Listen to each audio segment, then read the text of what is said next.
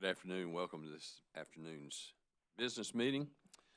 Before we begin, I'd like to ask everyone to please bow your head for a moment of silent reflection.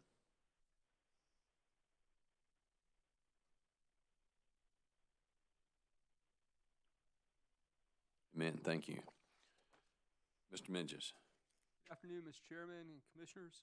Staff proposes our next Commission business meeting be scheduled for next Wednesday, March 4th, 2020 at 2 o'clock. Thank you. Mr. Chairman, turning to our utilities agenda, item number 1, docket number 2020-51G. We have a gas agreement that's been submitted for approval. Mr. Chairman. Commissioner Whitfield. Mr. Chairman, I move that we approve the agreement for transportation service with Firm Gas Standby between Nexans High Voltage USA Incorporated and Dominion Energy Incorporated. Note ORS supports this as well. So move, Mr. Chairman. Thank you. You've heard Commissioner Whitfield's motion. Are there questions or comments? Not all in favor, please say aye. All opposed, no. And the motion carries. Thank you. Item number 2, docket number 2011-158E. We have a request to withdraw representation. Mr. Hamilton, cut your mic on too. There you go. Mr. Chairman. Yes, sir. I would recommend that we grant and make a motion to grant Pablo Neuse Esquire's motion to withdraw from representation for the city of Orangeburg, South Carolina. So moved. Thank you. You've heard Commissioners Hamilton's motion. Are there questions or comments? Mr. Chairman. Yes, ma'am. At the time this docket was pending and decided, I was not on the commission. I was, and that's not the reason why I'm recusing, but I was a staff attorney with the Office of Regulatory Staff who was a party to this proceeding, and therefore I think that I need to be recused from this item. Okay, we will note that Commissioner Belzer is recusing from item number 2. Any other questions or comments? If not all in favor, please say aye. Aye. All opposed, no. And the motion carries. Thank you. Item number 3, docket number 2019-226E. We have a request for a generic docket. Mr. Chairman. Commissioner Belzer. Upon review of the comments regarding the implementation of the IRP requirements of Act 62, I move that we deny the request for a generic docket. Such action will result in the filing by Dominion Energy South Carolina of its annual updated integrated resource plan we expect on February 28, 2020, without delaying the implementation of the Act 62 requirements. Once the utility files its IRP, parties shall have the opportunity to participate and be heard in this matter, including any discovery issues related to evaluation and review of the IRP. I further move that we appoint Joanne Wessinger Hill as the hearing officer in this docket. There are already parties to this docket, and a procedural schedule should be established to aid the parties and the Commission in the review of the IRP. Therefore, any party of record desiring to assist in the development of a procedural schedule may request a scheduling conference or scheduling meeting within 7 calendar days from the date the utility files its IRP to provide their input to the procedural schedule. Any requested scheduling conference or scheduling meeting should be held within 15 days of the filing date of the IRP. Thereafter, the hearing officer is instructed to set the procedural schedule, regardless of whether there is input from the parties. The procedural schedule shall include, but is not limited to, deadlines for discovery, motions, pre-file testimony, and pre-hearing, pre-trial matters related to the hearing on Dominion's Integrated Resource Plan to be scheduled during the first week of October 2020 or as soon thereafter as the clerk's office can schedule a hearing on merits.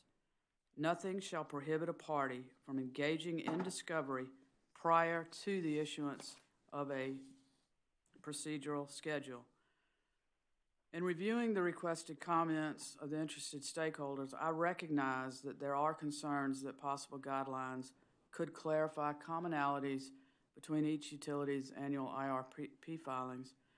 However, I believe and therefore find that it is early in this new process and the IRP provisions of Act 62 should be implemented. Act 62 provides the list of matters to be included in the IRP. Promulgation of a regulation pursuant to Section 5837 40E may be appropriate in the future. So moved, Mr. Chairman. Thank you. You've heard Commissioner Belcher's motion. Are there questions or comments? Not all in favor, please say aye. Aye. All opposed, no. And the motion carries. Thank you. Item number 4, docket number 2019-390E. We have a motion for protective order, extension of time, and a motion for clarification. Mr. Chairman, Commissioner Irvin. upon reviewing the motion for protective order filed by Jerry Mead Solar and the motion to compel filed by Dominion Energy, I move to hold all pre-file testimony deadlines and the hearing date in abeyance pending resolution of the discovery dispute between these parties. This discovery dispute should be scheduled by the clerk for oral argument before the commission on March 18th, 2020 at 10 a.m., which there was the date that we previously reserved and noticed the parties for a merits hearing. So the parties should have already had that date and time on their calendar. So the clerk's office shall schedule oral argument on these two motions for the same date and time, March 18th, 2020 at 10 a.m. Hearing examiner is instructed to set a procedural schedule. Any party of record desiring to assist in development of a procedural schedule, including any change in the date for oral arguments in the discovery dispute, may request a status conference or a status meeting before the hearing examiner within 15 days from today to provide their input on a procedural schedule. Thereafter, the hearing officer is instructed to set the procedural schedule. With regard to the motion for clarification of Commission Order Number 2020-43, the Commission took Ganymede Solar LLC's motion to maintain status quo under advisement until the hearing in this docket on the petition filed by the petitioner Ganymede on December 20, 2019. The parties then remained in the same position they were in when the matter was filed.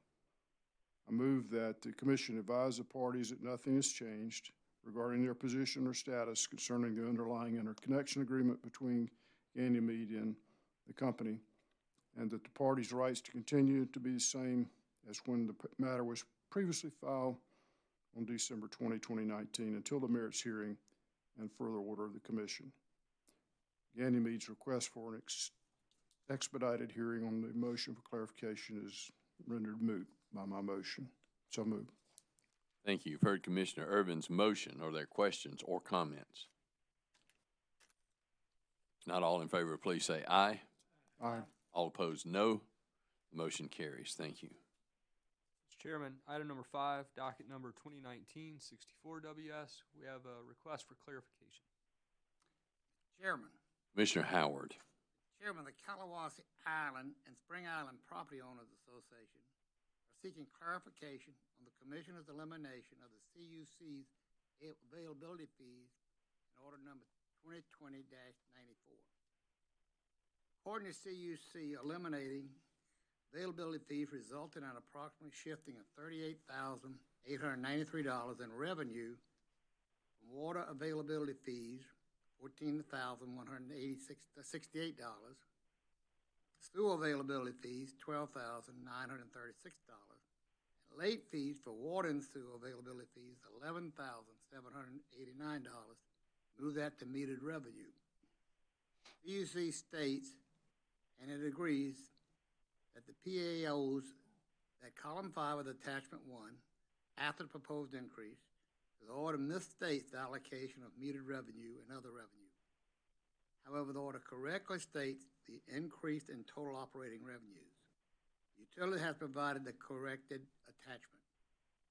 The change does not affect the rates submitted by CUC on February the 4th, 2020, as those rates were calculated on the assumption that CUC would no longer have income from the availability fees.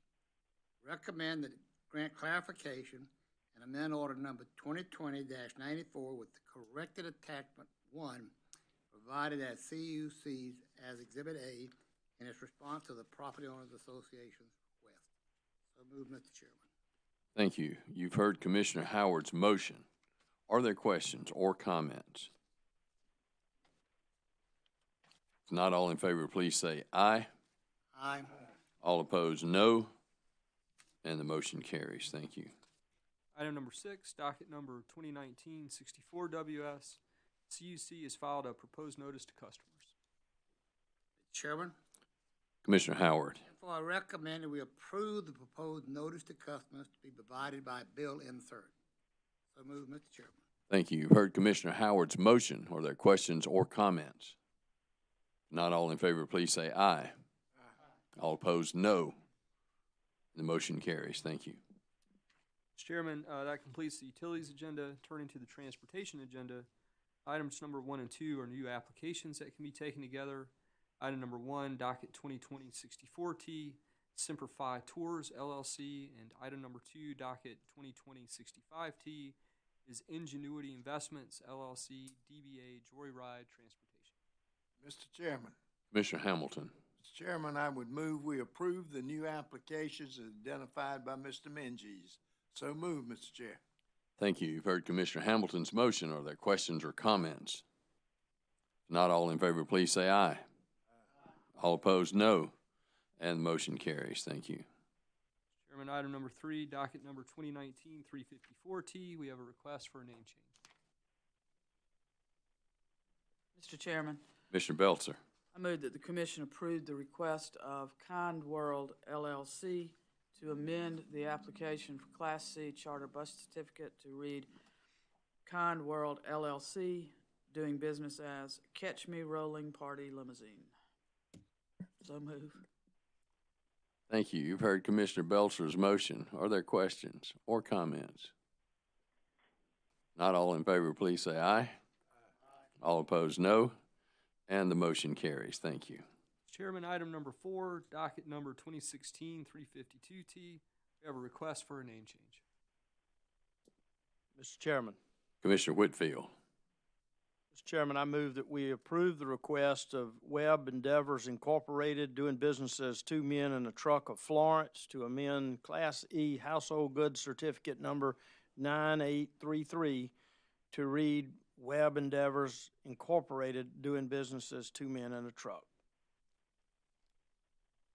Thank you. You've heard Commissioner Whitfield's motion.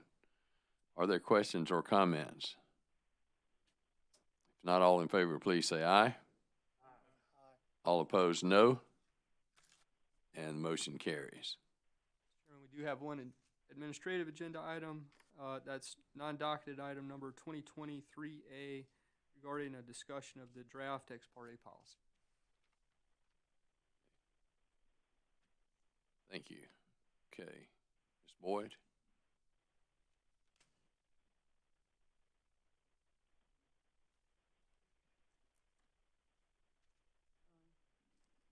Yes, sir, Mr. Chairman. Aren't you presenting this?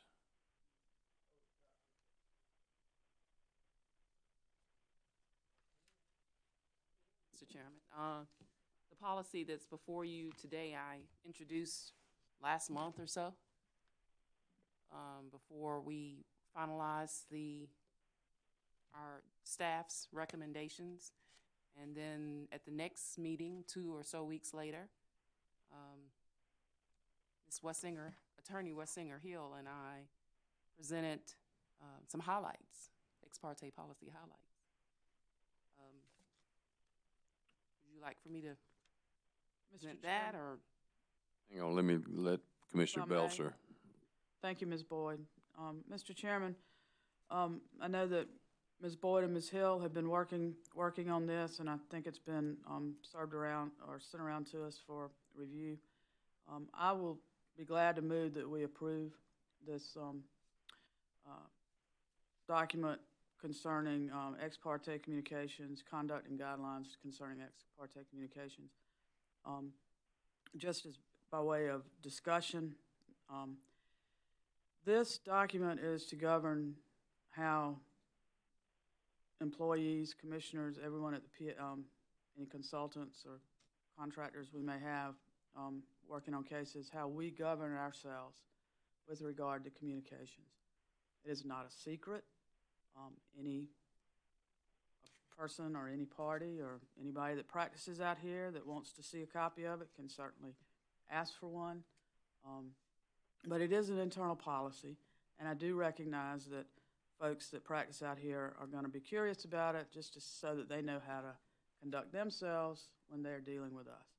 So I move adoption of these guidelines and ask that, not as part of the motion, but ask that the clerk's office have copies available for people that may be interested in receiving it. So move. Thank you. You've heard Commissioner Belser's motion. Are there questions or comments?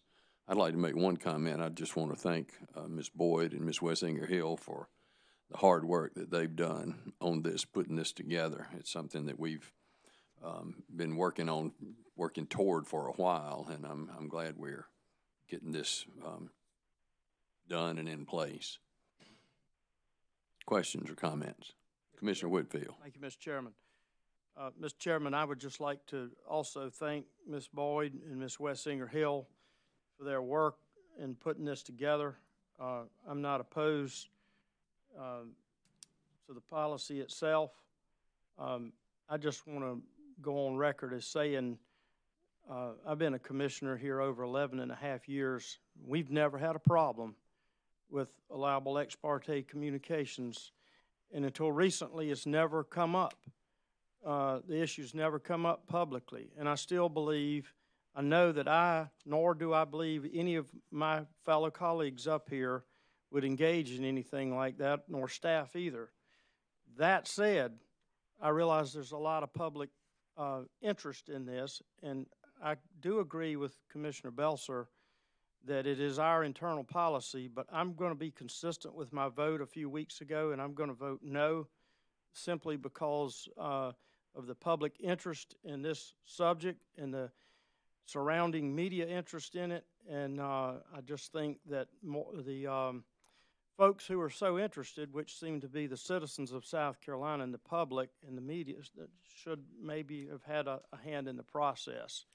Again, I'd like to thank Ms. Boyd, Ms. Wessinger Hill for all their hard work on it, but I'm going to stick with my vote from a few weeks ago. Thank you, Mr. Chairman. Thank you. Any other questions or comments? If not, all in favor, please say aye. All opposed, no. No. And the motion carries. Thank you. Thank you, Ms. Boyd. Sorry. Mr. Chairman. Okay, that concludes today's agenda. We will be reconvening at around 2:30 for the continuation of the hearing that we are in recess.